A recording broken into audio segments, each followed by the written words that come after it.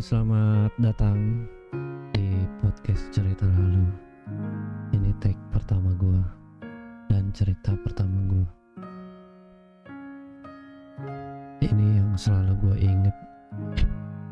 Cerita ini yang gak bakal pernah gue lupain.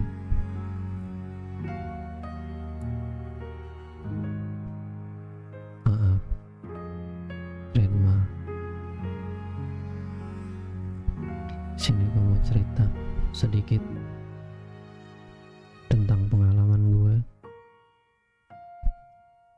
Pada awalnya gue seorang pekerja.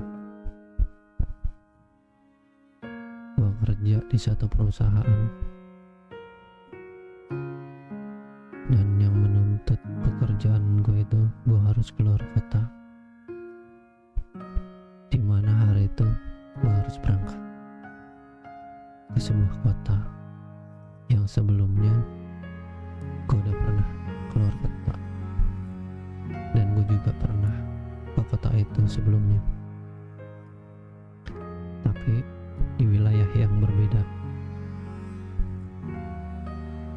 Awalnya gue berangkat dengan senang hati, dengan perasaan yang senang, dan di sana gue ketemu orang-orang baru, teman-teman gue yang gak, ya biasa aja sih sebenarnya, dan sampai sekarang gue masih komunikasi sama mereka. Setelah beberapa hari gue kerja di sana, gue training teman-teman gue di sana, dan gue juga yang hire mereka. Berceritalah tentang kehidupan mereka, apa yang mereka jalani, dan gue pun selalu tanya, apa tujuan hidup kalian? Gue selalu tanya, mau sampai kapan kalian seperti ini? Dan gue juga ngerasa itu yang selalu ada di dalam diri gue. Mau sampai kapan seperti ini?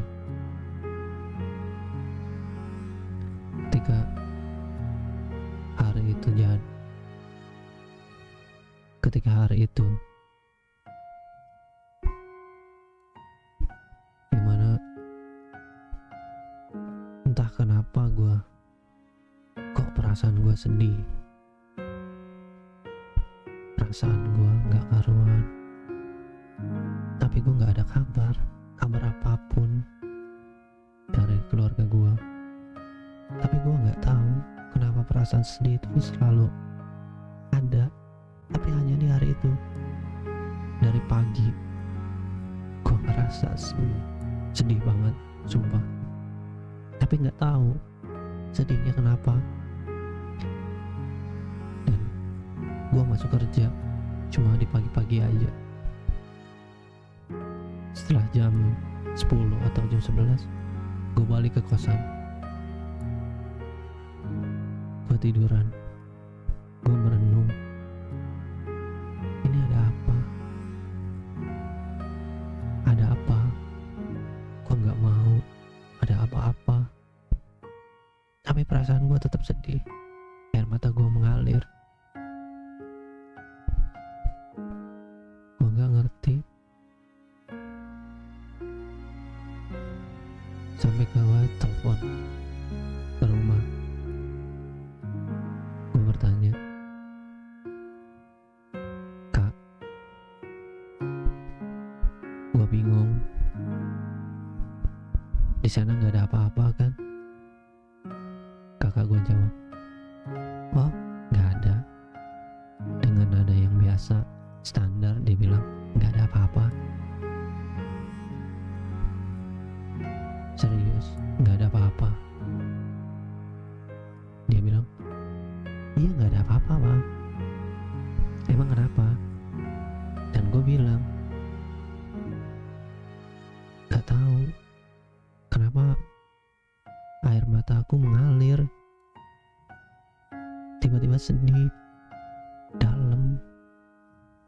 Gue bingung, gak tahu ada apa. masalah di kerjaan gak ada, apa-apa gak ada. Tapi ini kejadian dari tadi pagi. Aku mulai bangun tidur, dan aku pun tidur semalam gak ada mimpi apa-apa. Tapi ketika pagi aku bangun tidur setelah mandi, mungkin pas mandi itulah, gak tahu kenapa, entah kenapa perasaan sedih itu langsung muncul.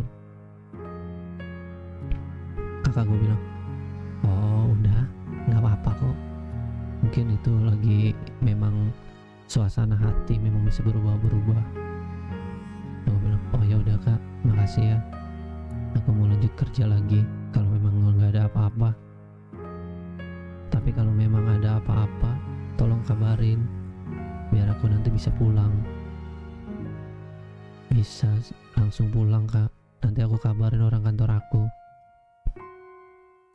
Dan kakak bilang, ya udah, kamu tenangin aja dulu.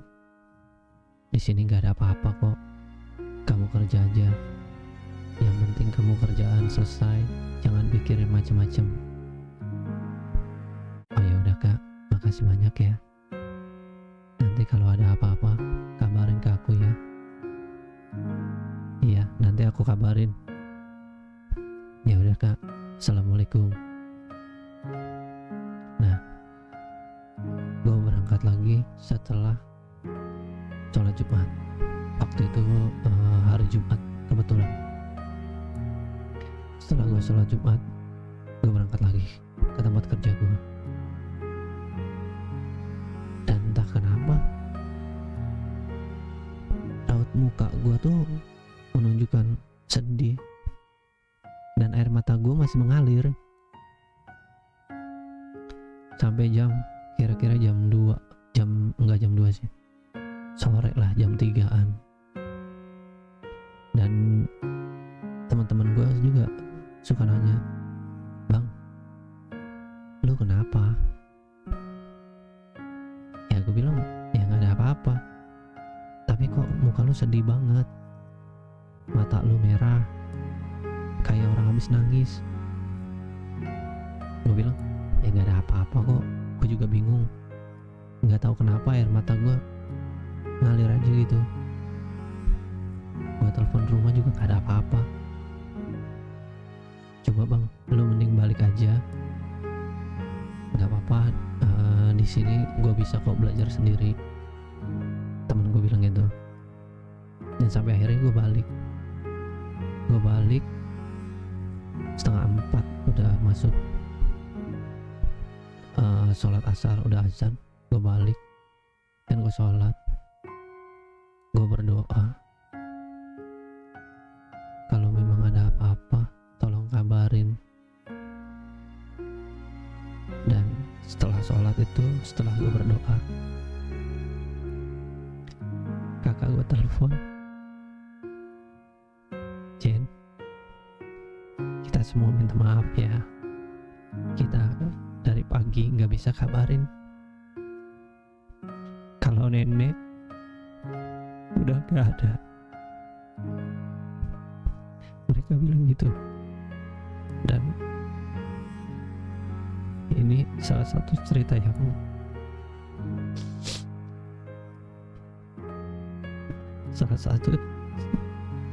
gak bisa gue lupain. Nenek gue sayang banget sama gue. Sorry ya kalau gue cerita ini sampai nangis juga.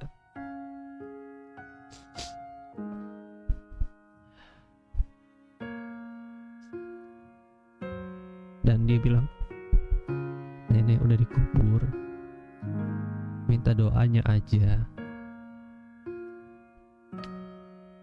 udah gak usah balik.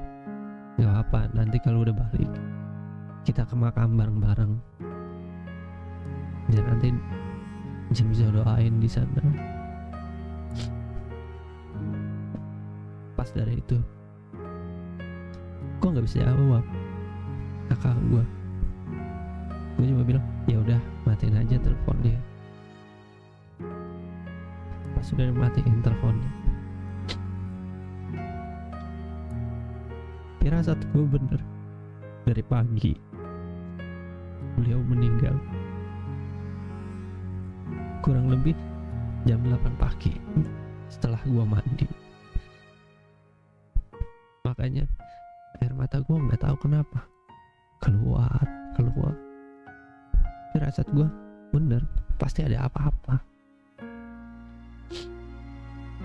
Sorry ya.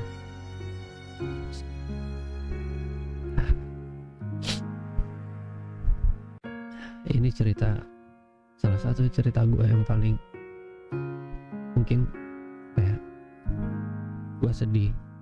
Makanya kadang orang berpikir ya, enak ya keluar kota, kerja keluar kota sambil jalan-jalan, dan mereka nggak tahu sedihnya gimana, sakitnya gimana. Mereka nggak pernah rasain.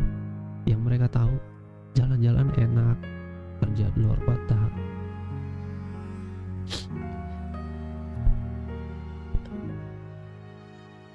Ya, sampai akhirnya gue pulang. Dan gue pulang pun esokan harinya gue maksa ke orang tua gue, ke kakak gue, buat ke makam nenek gue. Dan gue di situ berdoa, dan gue tetap masih nangis di situ.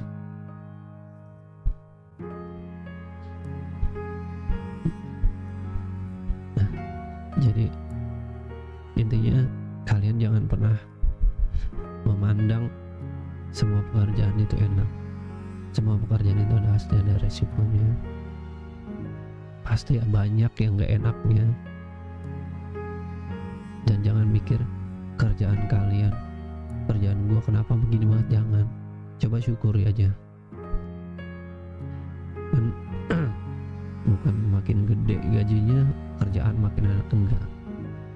Ya semuanya harus kalian syukuri, kalian kerjakan dengan baik.